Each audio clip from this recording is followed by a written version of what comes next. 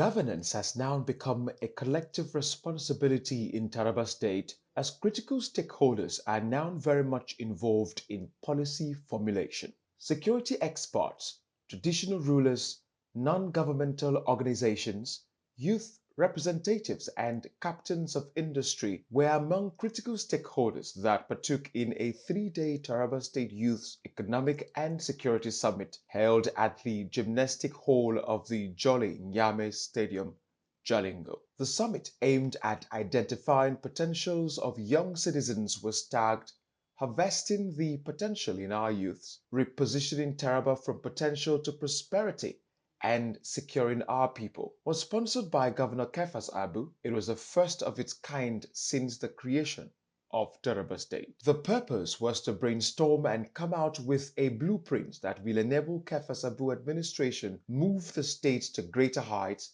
while addressing the security challenges bedeviling the state. The summit will also map out how the state's resources can be harnessed for the good of the common man, as well as identify measures to help government and insecurity change the mentality of young people towards government jobs to acquiring skills that turn them into entrepreneurs. Declaring the workshop open, Governor Kefas Abu promised to do everything humanly possible to ensure that Taraba youths become job creators rather than job seekers. He described youths as societal pillars, noting that Taraba was blessed with vibrant and dynamic youth full of creativity, energy, and entrepreneurial spirit, noting that it was the responsibility of his government to harness such potential towards achieving economic growth and security of the state. While noting that the state was confronted with many challenges hindering its steady growth, Abu added that in every challenge lies an opportunity. He vowed that his government would seize the moment to chart a new course for the good of the entire people of the state. Taraba State is blessed with a vibrant and dynamic youth, full of creativity, energy, and entrepreneurial spirit. It is our duty to harvest and channel this potential towards sustainable economic growth and security of our state. Today, we are confronted with numerous challenges that have hindered our progress as a people. But however, I firmly believe that within every challenges lies an opportunity, and we must seize this moment to chart a new course for our people. He promised to set up an implementation committee comprising of representatives of the various stakeholder groups to oversee the execution of the recommendations that come out of the summit. The governor commended the commitment of the organizers toward the future and well-being of the people, adding that the summit was testament to the power of collaboration and reflection of the tremendous potential that lies in the youths of the state. I would like to express my heartfelt gratitude to all those who have worked tirelessly to organize this summit. It is through your collective effort and dedication that we have been able to bring together a diverse group of stakeholders to discuss and address critical issues that we are facing today. I want to commend your commitment to the future of Taraba and the well-being of our people. This summit is a testament to our belief in the power of collaboration and dialogue. It provides us with a unique platform to engage in a meaningful conversation, share ideas, and also develop innovative solutions to the challenges that we face. The organizer of the workshop shed more light on the rationale behind the workshop. A fresh new Taraba has just kick-started before you. And you must count yourself lucky, especially the youths, to be here on time. Irrespective of wherever you voted, who and how you voted in the last election, it's time to move forward in unity for the sake of Taraba State, which is above all. The second and third days witnessed more deliberations as traditional leaders and other key players, including security experts, discussed how insecurity in the state can be brought down so as to create an enabling environment for investors. My name is Adako Dauda, lecturer with Taraba State University. I'll be contributing because I would not like to ask questions, but I've come here because prior to now, I have made a little research and I wrote on what is titled The Desired Leadership, Nigeria at 60. I have discovered 4 to 5 things that I want to say in this house that I also wish that we work on them. Number 1 is the issue of corruption. The first speaker talks about if you are traveling, the common thing you see on the way is handouts. People give handouts irrespective of what you carry in your vehicle, you can pass with it, depending on the amount you give out. This is my take, that we should have a policy in Taraba State that every car that is taken off from every motor park should give a certain percentage that should be used as a security, maybe help, so that those our policemen and soldiers on the way, at the end of the day, they will be having something that will serve as a motivation, other than collecting these 10 naira, 15 naira, that is now becoming a dent to our image. That is one.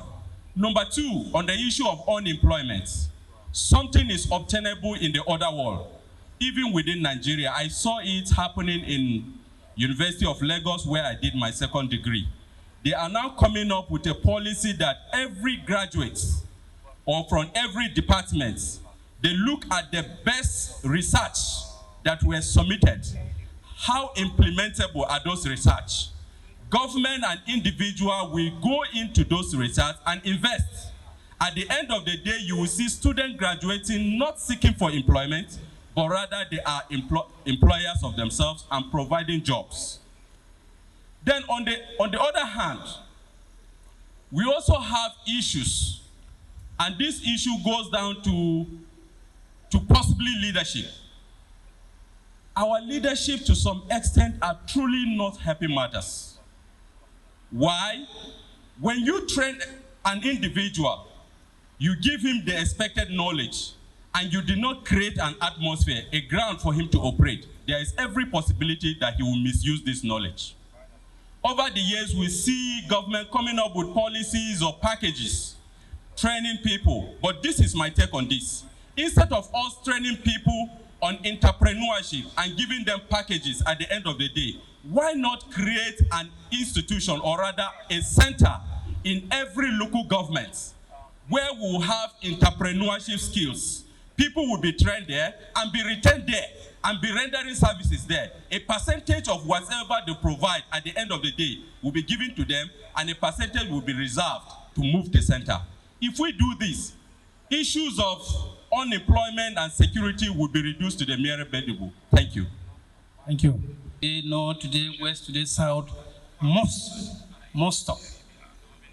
All of us here, we are critical stakeholders. We are critical stakeholders. There is no personality who is seated here that crises don't occur either in his domain or his next door neighbor's domain. And therefore, as leaders, we must not bequeath to our children and grandchildren a rotten and insecure society, because they cannot enjoy. All protocol duly observed. I'm Emmanuel Yakubu from Taraba Youth Transformation Initiative. And one of the things that we have seen to be the cause of security breakdown is mindset of our youth. And we need mindset re-engineering among our youth. You see from two angles, it's either our mindset is poor, our mindset have been poisoned either culturally or from the religion aspect of it. Now, culturally, you will see some people inherit enemies that didn't do anything to them because of what they have been taught by their parents. Growing up, they see and we are taught, this person is your enemy, don't associate with him. And for no reason, you want to kill an innocent person that didn't do anything to you because you are taught he is your enemy. I have an experience of trying to see how we can disabuse such mindset. Zana Hassan Mekaswa. I'm an agricultural consultant, and I'm going to speak about our constituency within the agricultural space. Over the years, if we have observed, we've not had sustainable investment in Taraba. Our lady here spoke about companies coming. No investor will want to stay in a state where you cannot have consistent peace for at least 10 years. Over the last 30 years, if you observe in Taraba State, we've had one series of crises or the other, be it communal, be it insurgency, and all. Those things are... I think this forum is timely because we have been yearning for this particular forum for a long time. We haven't got it. I want to speak about two things that are related to security pertaining to traditional rulers. As we all know, there's no role specified in the Constitution for the traditional institutions. Now, the problems is within the domain of the traditional rulers. The security is within the reach of the traditional rulers. And the traditional rulers have nothing to do. The security of the local government is invested on the chairman of the local government. If not all, they don't know anything pertaining to conflict resolutions. They don't know how to start it, they don't know how to resolve it. But the security is upon their head. Ironically, they don't even come closer to the traditional institutions where there's a problem. Most of them tend to run away. You found most of them in Jalingo, instead of staying in their local government. And now they will leave the traditional institution with the problem of solving that particular challenges. I want to join my voice in thanking the Executive Governor for deeming it fit to let the organizers of this very important forum organize this occasion. As the ACU said, it's very timely.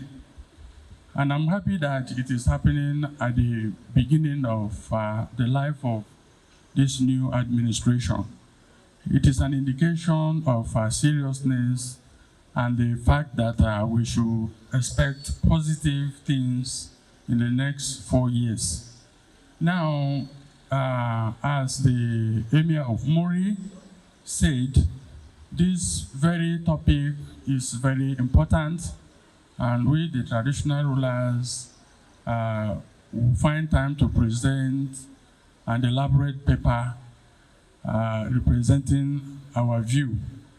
So they have mentioned some issues, some problems. We cannot... These traditional rulers and all the members of the security and others here. First of all, this is one of my happiest days in Taraba. Because for the first time, we are asking the people of Taraba to speak to each other on the issues of security on behalf of the governor. I'm even happier that the governor is absent. So I congratulate the governor for coming up with these ideas, and I wish him every success. The first matter is, the first lesson I am given by my father, if I become an emir, is that an emir has to have a tribe because he is a human being and he's part of the society, and the society is made of tribes. But an emir cannot have a tribe in his function. So the first issue of security in Taraba is, when we started the state, that element failed. And I encourage and invite the governor to bring it up completely afresh. He has a tribe at his birth, but he cannot have a tribe again in function from the day he is sworn in as governor of Taraba State. And indeed, anybody sworn in as governor of any state. So once the leadership is free of prejudice, half of the insecurity is removed. Your Royal Majesties, other protocols well respected. Well, I want to respond to assertions from different quarters labeling traditional rulers for not being cooperative and not being sensible to the security architecture of the Taraba state. Well, all of us traditional rulers seated here, all of us will not speak here, I want to believe. But to have a smooth discussion, the Hunters Association, the commander and the Sarkin Baka of Taraba State made it clear that some traditional rulers are not cooperating in the area of security. I want to debunk this fact, that it is not true, and it cannot be true. Traditional leaders at our own level, we are saddled with the responsibility of protecting, defending our people. I don't believe that any traditional ruler can be that lackadaisical about the security of the lives of his people. So for us as traditional leaders, I want them to know, and any other security agency here, we are not security commanders. The deputy governor, who represented the governor at the closing ceremony, commended the stakeholders for the brilliant and purposeful discussions they had at the meeting. He assured that government will work on the submissions and recommendations at the event in the overall interest of the state. This summit wouldn't have come other than this very time. It is my expectation that all the suggestions proffered in this workshop, summit, from the first day to today, will form a booklet that will help the state government in controlling a lot of vices that has drawn the state backward instead of forward. It is in this direction that I wish to advise the coordinating chairman of this very summit to ensure that all the suggestions made from the first day of this summit to date are compiled and submitted to the state government for immediate implementation. At an interactive forum with journalists, the chairman, First Taraba Youth Economic and Security Summit, Benjamin Bako, noted that with the steps taken so far by Kefas Abu to end insecurity, Taraba is now open for all kinds of business. The chairman also noted that the summit was to showcase to the world that Taraba is now open for business since the government of Kefas Abu has indicated seriousness in tackling challenges hindering development of the state. It was a well-attended summit, and the essence is that we want to showcase to the world that Taraba State is now open for business. Taraba State is now open for business. A new government is in place, and we are urging entrepreneurs and individuals that want to invest or even come for tour of Taraba to please come here. You can see beside me is the Major General in charge of security. So if you are afraid of security, because the Northeast have had very notorious name concerning law and order, but Taraba State is an exceptional now because we have put in place the government have put in place very serious measures to make sure that people sleep in their houses safely and travel the roads safely. So if you are hearing negative stories about Taraba that is not safe, they kidnap people, that was in the past. Things have changed now. The governor, Dr. Abu Kefas, have hit the ground running. He come with a prepared agenda and vision for the state. So we are calling on the world, we are calling on the nation that there are many things to invest in Taraba. We have one of the best climate condition, maybe the coldest in Africa, is located here in Taraba. We have very vast arable land. Bako, while expressing confidence in the government of Governor Kefas Abu to sustain the summit, said it would help address the general insecurity bedeviling Taraba and train youths to become self-reliant. The state government has quickly moved to create what will be known as an IT hub. An IT hub is a program where we intend to groom ICT specialists in the area of computer literacy. If you observe, Taraba lags behind when it comes to ICT coverage, knowledge, because the knowledge is poor here. That's why the one conference was basically focused on education concerning ICT. We put together close to 3 specialists. One of them is here with us.